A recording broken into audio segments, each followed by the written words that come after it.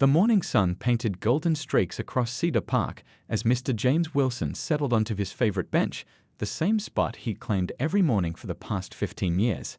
At 68, he moved with the careful grace of someone who had spent decades teaching young minds, his retirement from being a high school principal giving him the freedom to enjoy these peaceful moments. The worn wooden bench had become such a part of his routine that the groundskeeper often joked it should have a plaque with his name. The familiar creak of the wooden slats welcomed him as he lowered himself down, his hands automatically reaching for the paper bag of breadcrumbs in his coat pocket.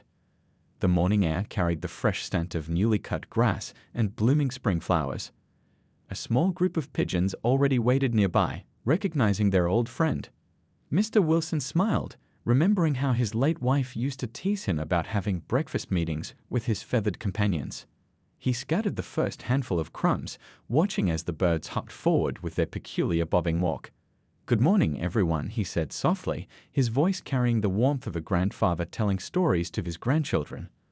Regular park visitors would wave as they passed by, the young mother pushing her twins in a stroller, the elderly couple who power-walked every morning, and the newspaper vendor who knew everyone's names. Mr. Wilson had become such a fixture in the park that parents often pointed him out to their children, calling him the bird whisperer. As he reached into his bag for another handful of crumbs, he noticed new spring flowers blooming along the pathway. The park maintenance team had outdone themselves this year, planting vibrant tulips and daffodils that swayed gently in the morning breeze. The colors reminded him of the garden his wife had lovingly tended for over 40 years. A young blue jay swooped down to join the pigeons, causing a minor commotion among the gathered birds. Mr. Wilson chuckled, reminded of his days managing cafeteria drama in high school. Now, he said, spreading the crumbs wider, "there's enough for everyone." His voice carried the same patient tone he used with thousands of students over his 35-year career in education. He pulled out his worn leather wallet, opening it to look at the small photo he kept of his graduating class from 5 years ago, his last year as principal. Those bright young faces still brought a smile to his face. Many of them still stopped by to visit him here in the park, sharing their college stories or introducing their young families. The morning light grew stronger, filtering through the oak leaves above him and creating dancing patterns on the pathway.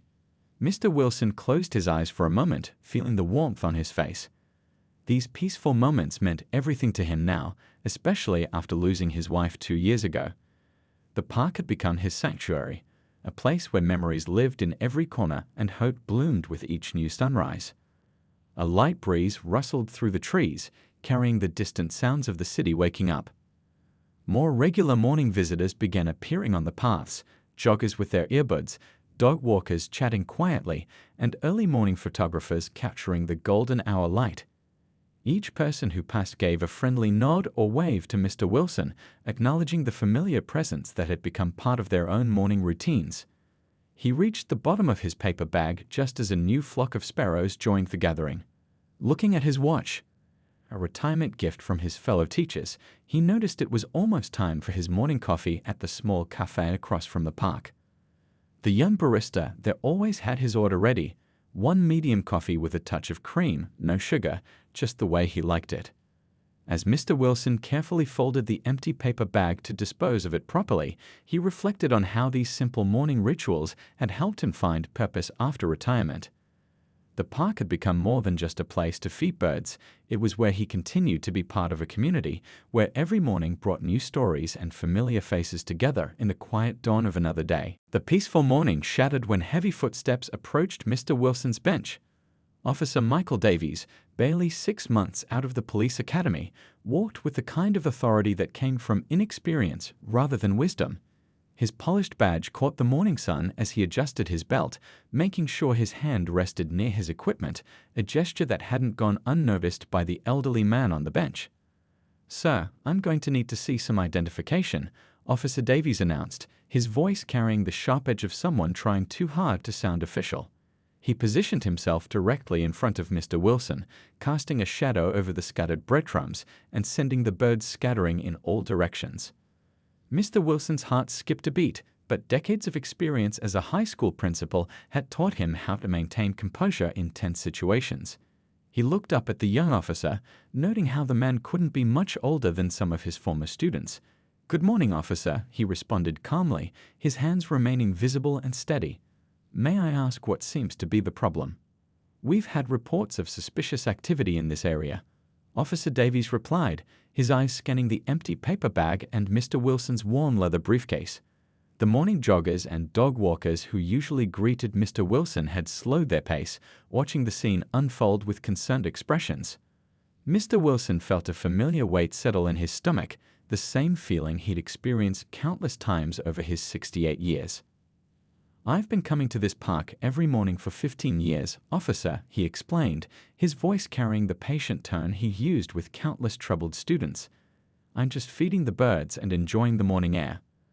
The young officer shifted his weight, his boots scraping against the gravel path. "Park regulations strictly prohibit feeding wildlife," he stated, though no such sign existed in the park. His hand hadn't moved from his belt, and his stance remained unnecessarily defensive. "I'm going to need to see some form of identification immediately." A cool morning breeze rustled through the trees, carrying away the last remnants of peace that had surrounded the bench just moments before. Mr. Wilson slowly reached for his wallet, his movements deliberate and careful. The leather was warm from sitting in his pocket, and his fingers brushed against the class photo he kept inside, a reminder of happier moments. "I was the principal at Lincoln High School for over 20 years, Mr. Wilson said softly, removing his ID with steady hands. "You might have heard of our science program. We won the state championships 3 years in a row."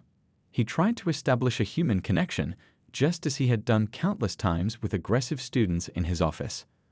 Officer Davies barely glanced at the ID, his attention instead drawn to the paper bag on the bench. "What's in the bag, sir?" he demanded, though the empty bag clearly showed traces of breadcrumbs.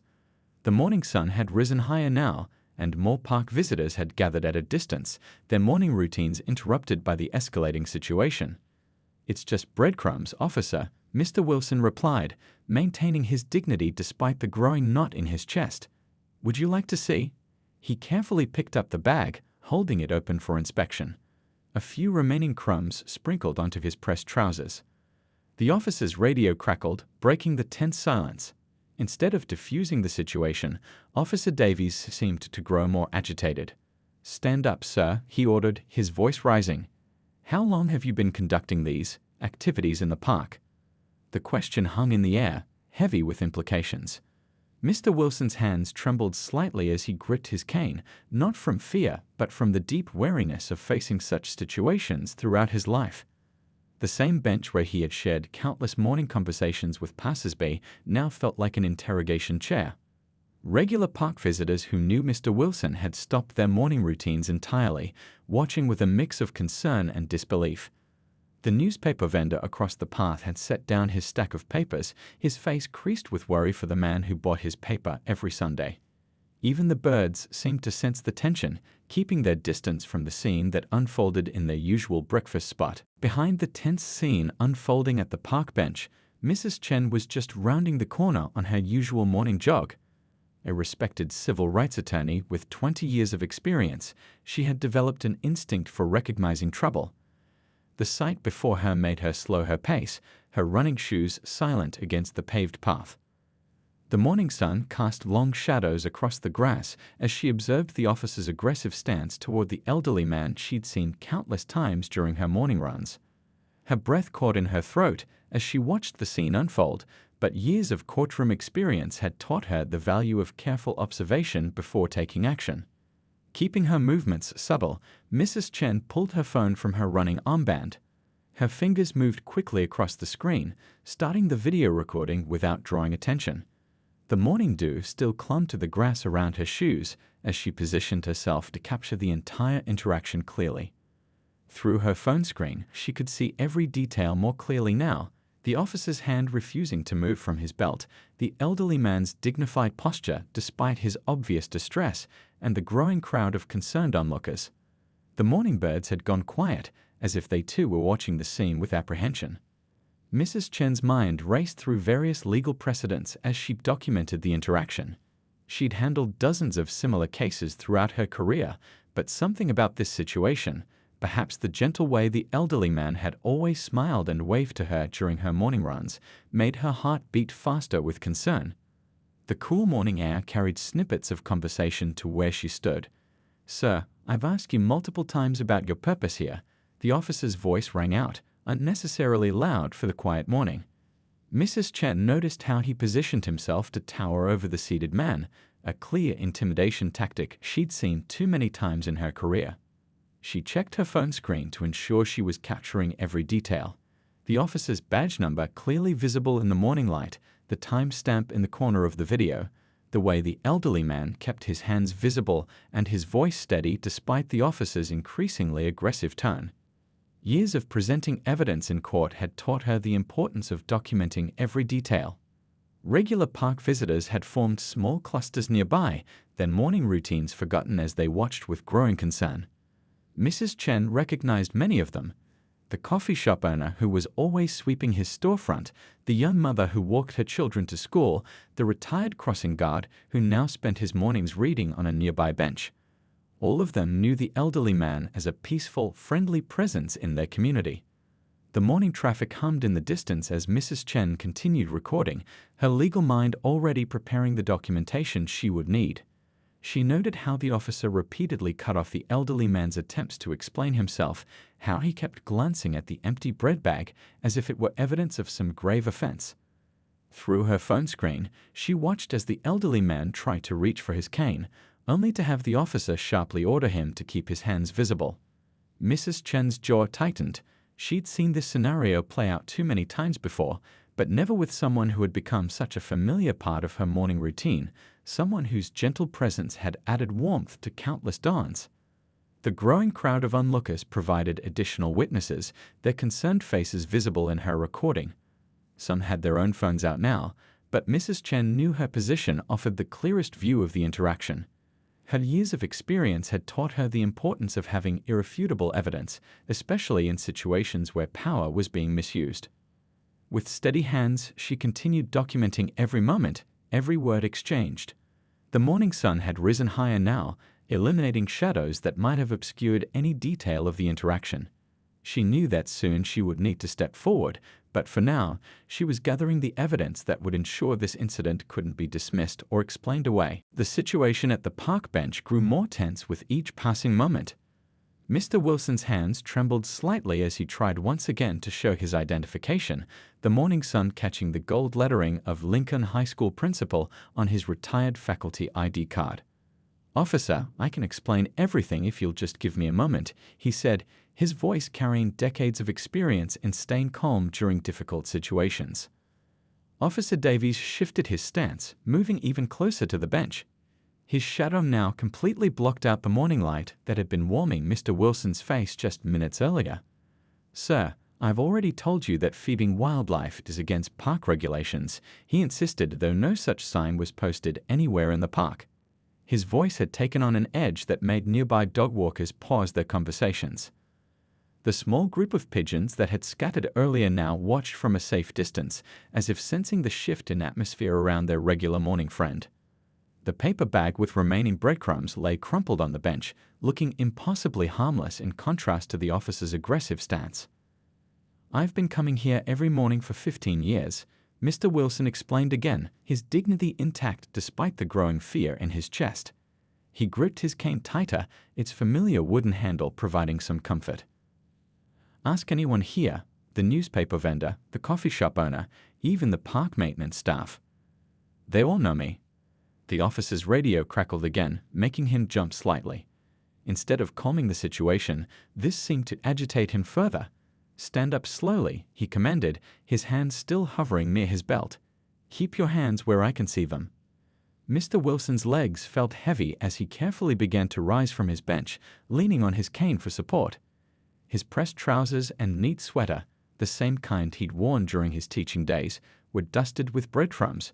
The morning breeze carried away the last few crumbs, along with any remaining piece from what had started as a typical morning. Several regular park visitors had stopped pretending to go about their routines. The young mother who usually passed by with her twins had pulled out her phone, while the elderly couple who power-walked every morning stood nearby, their faces etched with concern. Even the grounds maintenance worker had stopped his leaf blowing, the machine's silence making the officer's harsh tone even more pronounced. "I don't appreciate your tone, sir," Officer Davies continued, misinterpreting Mr. Wilson's careful movements as defiance. "When a police officer gives you an order, you need to comply immediately." The morning sun glinted off his badge as he took another step forward, using his height to loom over Mr. Wilson. Mr. Wilson's heart raced, but his voice remained steady, the same voice that had calmed countless school assemblies and diffused numerous teenage conflicts. "Officer, I am complying. I'm just an old man who needs his cane to stand up properly." He kept his movements slow and deliberate, just as he'd always advised his students to do in tense situations. The small crowd of onlookers had grown larger now. The coffee shop owner across the street stood in his doorway, his morning customers forgotten as they too watched the scene unfold. The newspaper vendor had set aside his stack of papers, his familiar friendly face now creased with worry for the man who bought his Sunday edition every week. Through it all, Mr. Wilson maintained his composure, though his hand gripped his cane tighter. The morning sun, now high enough to cast shorter shadows, illuminating the ridiculous nature of the situation, an elderly man being treated like a threat for feeding birds in a public park. "I've helped shape young minds in this community for over 3 decades, Mr. Wilson said softly, more to himself than the officer. "I've attended graduations, weddings, and even the retirement parties of my former students. This park has been my morning sanctuary since I retired."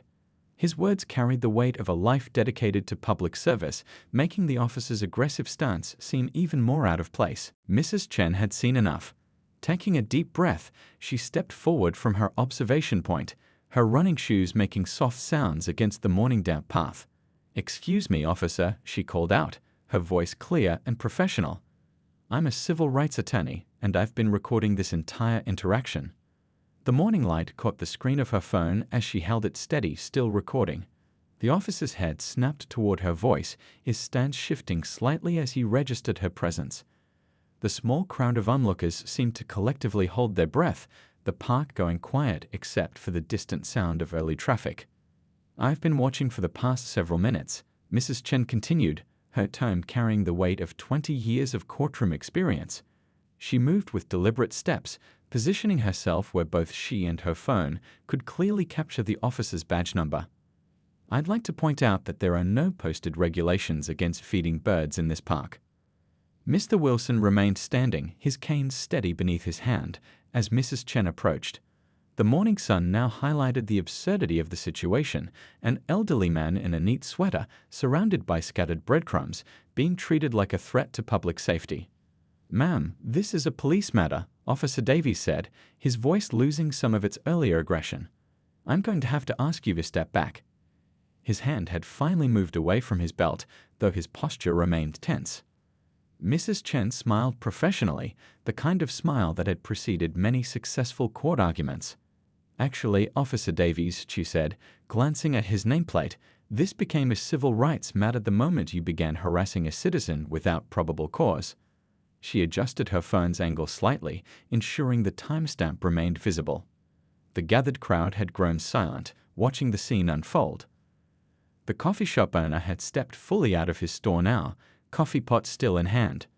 The young mother with twins had moved closer, her own phone still recording. Even the birds seemed to be watching from their perches in nearby trees.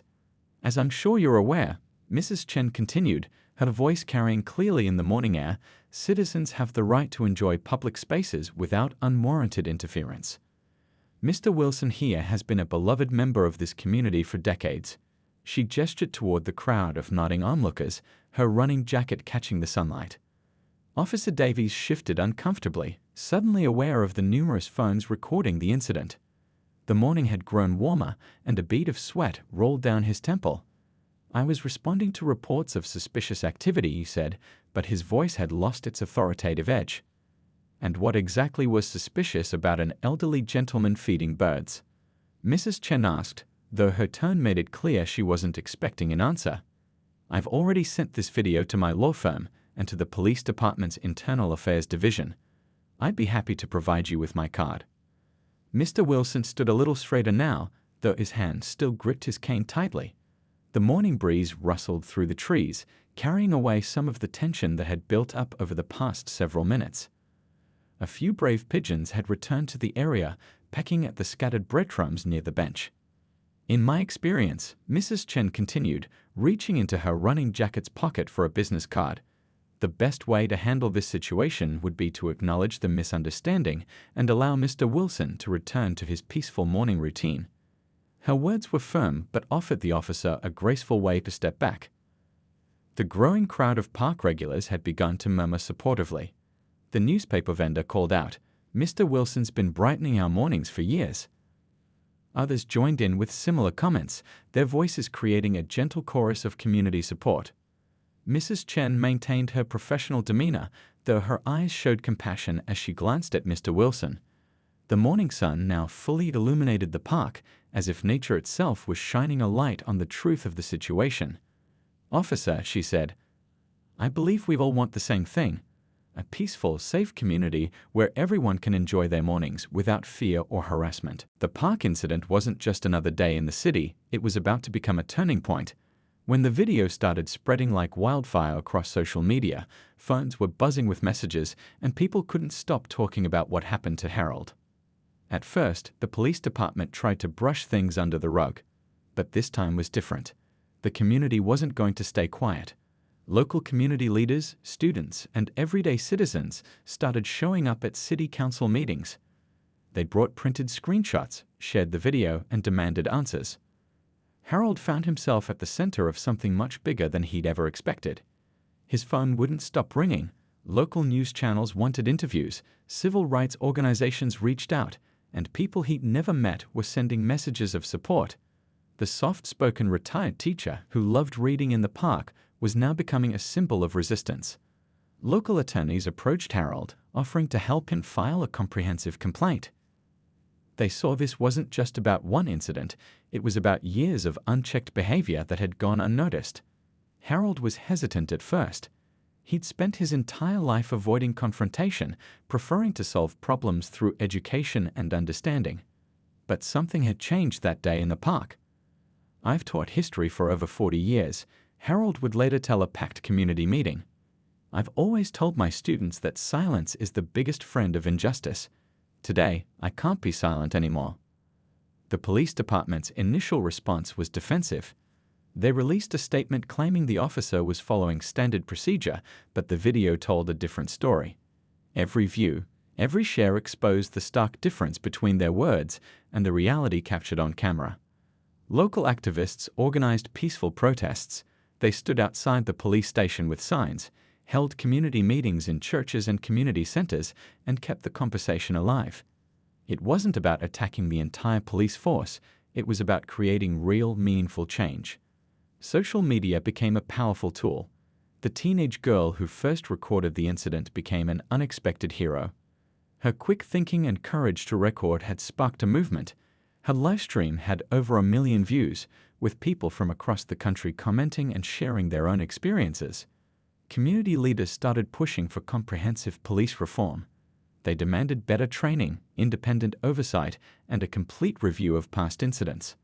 Harold found himself speaking at town halls, sharing his story, and listening to others who had similar experiences. The local newspaper ran a series of in-depth articles. They traced the history of similar incidents, interviewed community members, and put a human face to the statistics of racial profiling. Harold's story wasn't just his own anymore. It had become a powerful narrative about justice, dignity, and community strength. Behind the scenes, lawyers were building a case. They collected evidence, interviewed witnesses, and prepared for a potential legal battle. But this wasn't just about winning a lawsuit, it was about creating lasting change. As weeks turned into months, the momentum didn't slow down. The incident had touched a nerve, bringing people together in ways no one had expected. Harold, who had always been a quiet observer, was now at the forefront of a movement he never planned to lead. "I'm just an old teacher who loves reading in the park," he would often say with a gentle smile. But sometimes standing up is the only thing you can do. The story was far from over. But one thing was clear, nothing would be the same again. The park bench that once held just another afternoon now felt like a symbol of something much bigger. Harold never imagined he'd become the center of a movement, but life has a way of surprising you when you least expect it. The city began to change, slowly but surely. Those mandatory training sessions weren't just another box to check. Police officers started having real conversations about respect, understanding, and community. The young officer who had confronted Harold was going through his own journey of reflection and growth. At community centers and local schools, Harold found himself sharing his story. He wasn't looking to be a hero, he was just an old teacher who believed in speaking truth. His talks weren't angry speeches filled with blame. Instead, they were gentle lessons about dignity, about standing up, about the power of staying calm in the face of injustice. Young people started seeking him out. They'd approach after his talks, eyes bright with understanding. "My grandfather told me stories like this," one high school student said, "but hearing it from you makes it real." Harold would smile, touch the old notebook he always carried, and share another story. The local police department wasn't the same anymore. They started community dialogue programs, invited local residents to speak at their training sessions. Harold was often one of those speakers, but he never saw it as a victory. To him, it was just conversation, the kind that helps people understand each other. His neighborhood changed too. People who had just been neighbors before now felt like family. The park where everything happened became a meeting place. On weekends, you'd see groups gathering, talking, sharing stories. Children played while adults discussed community improvements. The bench where Harold used to sit became almost sacred, a reminder of the day everything changed. The teenage girl who recorded the original video, she won a Community Leadership Award. Her courage had sparked something important. She wasn't just a witness anymore, she was a changemaker. Schools started teaching about the power of standing up, about using technology to protect rights. Harold's family watched all of this with a mix of pride and amazement. His grandchildren would ask him to tell the story again and again. "Tell us about the day you stood up in the park," they'd say, and he would, always ending with a lesson about respect and understanding. But it wasn't all perfect. There were still challenges. Racism didn't disappear overnight. But something had shifted. People were talking. People were listening. And that was the real victory. At community meetings, Harold would often say something that stuck with people. Change doesn't happen in big dramatic moments. It happens in conversations. It happens when we see each other as human beings. The local newspaper did a follow-up story a year later. They interviewed Harold, the police chief, community leaders. But more importantly, they talked to everyday people. How had things changed? What had they learned? The story wasn't just about one incident anymore. It was about a community learning, growing, healing. It was about understanding that everyone, no matter their age, race, or background, deserves respect. Harold still visited the park. He still sat on his favorite bench. He still read his books and wrote in his notebook.